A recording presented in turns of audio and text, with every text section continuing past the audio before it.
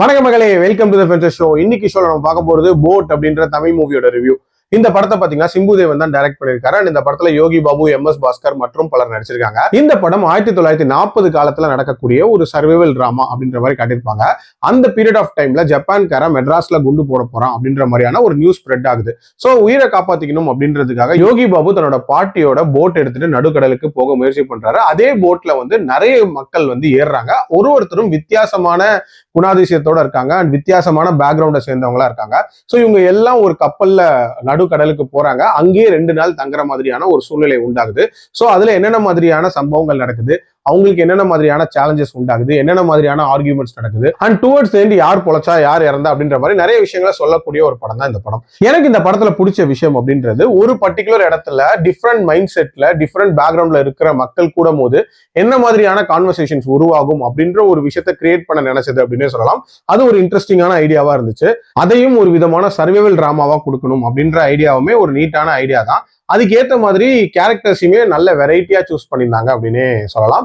But அவங்க அந்த கடலுக்குள்ள போய் பண்ணக்கூடிய சம்பவங்கள் இருக்குல்ல, அங்கதான் பிரச்சனையா ஆரம்பிக்குது. ஃபர்ஸ்ட் ஆஃப் ஆல் அந்த கான்வர்சேஷன்ஸ் அப்படின்றது ரொம்ப நேச்சுரலா இருக்கணும். அதுதான் இந்த படத்துக்கு ஒரு மிகப்பெரிய பிளஸ். பட் இவங்க பேசக்கூடிய விஷயங்கள் எப்படி இருக்கு அப்படின்னா ரொம்ப ரொம்ப செயற்கைத்தனமா இருக்கு. அதாவது இவங்க பேசக்கூடிய ஏதாவது பொது பிரச்சனையா இருக்கட்டும், அது எல்லாமே ஃபோர்ஸ்ஃபுல்லா திணிச்ச மாதிரி இருக்கும். அதே மாதிரி பிரசன்ட்ல நடக்க போறதா சொல்லிட்டு சில சம்பவங்களை சொல்றாங்க. ஸ்விக்கி ஜொமேட்டோ பத்திய சில விஷயங்கள்லாம் சொல்றாங்க.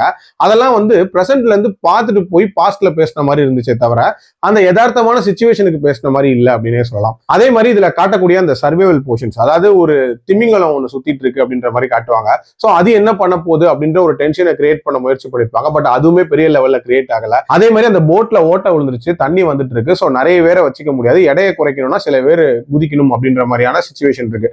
ஸோ அதை வச்சு ஏதாவது டிராமா கிரியேட் பண்ணுவாங்கன்னு பாத்தீங்கன்னா அதுவுமே இல்ல. டுவர்ட்ஸ் எண்ட்லாம் கொஞ்சம் ப்ரெடிக்டபிளா தான் போச்சு அப்படின்னே சொல்லலாம். எல்லாத்துக்கும் மேல MS பாஸ்கரோட கேரக்டர் அப்படின்றது ஒரு விதமான கொடுமையான கேரக்டரா இருந்துச்சு அப்படின்னே சொல்லலாம். சும்மா வளவலன்னு பேசிக்கிட்டு தான் இருக்காரு. அது மட்டும் இல்லாம இதுல இந்தியனோட ரெஃபரன்ஸ் எல்லாம் யூஸ் பண்ணிருக்காங்க. பட் இந்தியன் 2 நிலைமையே நமக்கு என்ன ஆச்சுங்கிறது தெரியும். ஸோ அந்த ரெஃபரன்ஸ் அப்படின்றதெல்லாம் ஒரு மாதிரி புஸ்வானமா தான் இந்த படத்துல போச்சு அப்படின்னே சொல்லலாம். ஓவரால் ஒரு ஐடியாவா நல்லா இருந்தாலும் இம்ப்ளிமெண்ட் பண்ண விதம் ரொம்ப ரொம்ப சுமார் அப்படின்னே சொல்லுவேன். என்னோட ரேட்டிங் இந்த படத்துக்கு 2.25 out of 5. அடல் கண்டென்ட்லாம் இல்ல. பார்க்கணும்னா உங்க விருப்பம். மீண்டும் அடுத்த விமர்சனத்தில் சந்திக்கிறேன். நன்றி, வணக்கம்.